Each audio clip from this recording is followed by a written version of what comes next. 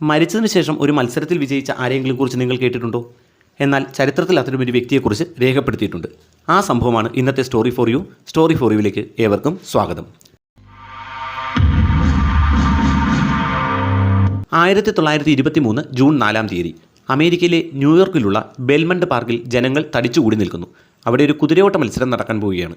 അതിപ്രശസ്തമായ പല കുതിരയോട്ട മത്സരങ്ങളും നടന്നിട്ടുള്ള അതിനു പറ്റിയ നല്ല ട്രാക്കുകളുള്ള ഒരു സ്റ്റേഡിയമാണത്.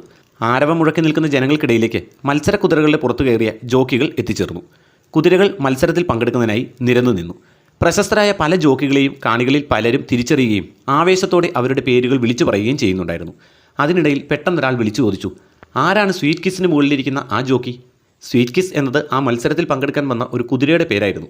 ആ കുതിരയെ കുറേ പേർക്കൊക്കെ അറിയാമായിരുന്നെങ്കിലും അതിൻ്റെ പുറത്തിരുന്ന ജോക്കിയെ ആർക്കും പരിചയമുണ്ടായിരുന്നില്ല. 30-ൽ താഴെ മാത്രം പ്രായം തോന്നിച്ചിരുന്ന ആ ചെറുപ്പക്കാരൻ കുറച്ച് ക്ഷീണിതനായി കാണപ്പെട്ടു. ഫ്രാങ്ക് ഹെയ്സ് എന്നായിരുന്നു ആ ചെറുപ്പക്കാരൻ്റെ പേര്. മത്സരം ആരംഭിച്ചു. കുതിരകൾ ആവേശത്തോടെ ഓടിത്തുടങ്ങി. തുടക്കത്തിൽ ഹെയ്സ് ഓടിച്ചിരുന്ന കുതിര അത്രയൊന്നും മുന്നിലല്ലായിരുന്നു. കുതിരയ്ക്ക് കുഴപ്പമൊന്നുമില്ലായിരുന്നെങ്കിലും മുമ്പ് പറഞ്ഞതുപോലെ ഹെയ്സ് ക്ഷീണിതനായിരുന്നതിനാൽ കുതിരയെ വേണ്ടതുപോലെ നിയന്ത്രിക്കുന്നതിന് അദ്ദേഹത്തിന് കഴിയുന്നില്ലെന്നും ചിലപ്പോഴൊക്കെ വേഗത വർദ്ധിച്ചു വരുന്ന കുതിരയുടെ വേഗം കുറയ്ക്കുന്നതിനായി അദ്ദേഹം ശ്രമിക്കുന്നതായും കാഴ്ചക്കാരിൽ പലർക്കും തോന്നി. ഇത് അദ്ദേഹം ആദ്യമായി പങ്കെടുക്കുന്ന ഒരു മത്സരമായിരുന്നു. അതുകൊണ്ട് തന്നെ അതിൻ്റെ മുഴുവൻ ടെൻഷനും അദ്ദേഹത്തിനുണ്ടായിരുന്നു.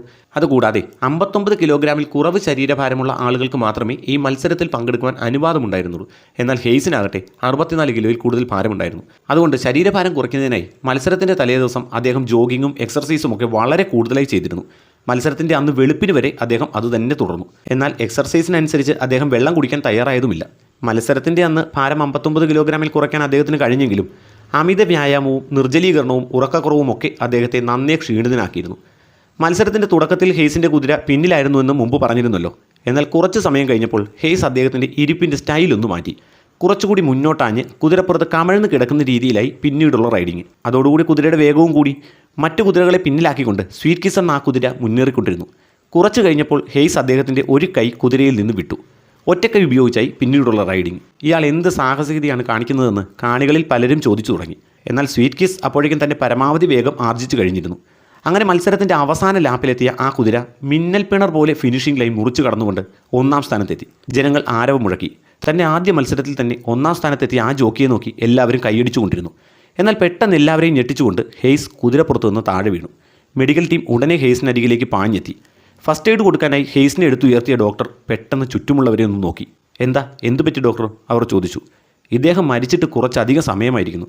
ഡോക്ടറുടെ മറുപടി കേട്ട് അവർ ഞെട്ടിത്തെരിച്ചിരുന്നു. അതായത് കുതിരയുടെ മുകളിൽ മുന്നോട്ടാഞ്ഞിരുന്ന് ഓടിക്കാൻ തുടങ്ങി കുറച്ച് സമയത്തിനകം തന്നെ അദ്ദേഹം മരിച്ചിരുന്നു. തൻ്റെ ആദ്യ മത്സരം ജയിക്കാൻ പോകുന്നതിൻ്റെ എക്സൈറ്റ്മെൻറ്റ് കൊണ്ടോ തലേ ദിവസത്തെ അമിതാധ്വാനത്തിൻ്റെ ഫലമായോ അദ്ദേഹത്തിന് ഒരു മേജർ ഹാർട്ട് അറ്റാക്ക് സംഭവിക്കുകയായിരുന്നു. എന്നാൽ കുതിരപ്പുറത്ത് കമഴ്ന്ന് കിടന്നിരുന്നതിനാലാണ് മരിച്ചു കഴിഞ്ഞിട്ടും മത്സരം തീരുന്നതുവരെ അദ്ദേഹം താഴെ വീഴാതിരുന്നത്. എന്തായാലും മരിച്ചു കഴിഞ്ഞ ഒരാൾക്ക് 1-ാം സമ്മാനം നൽകാനാകുമോ എന്ന കാര്യത്തിൽ സംഘാടകർക്കിടയിൽ ഒരു ആശയക്കുഴപ്പമുണ്ടായി. ഒടുവിൽ കുതിരയോട്ട മത്സരത്തിൻ്റെ നിയമങ്ങൾ ഇഴകേറി പരിശോധിച്ച് അവർ ഹെയ്സിനെ വിജയിയായി പ്രഖ്യാപിച്ചു. അങ്ങനെ ചരിത്രത്തിൽ ആദ്യമായും അവസാനമായും മരിച്ചതിനു ശേഷം ഒരു മത്സരത്തിലെ വിജയിയാകുന്നയാളായി ഹെയ്സ് മാറി.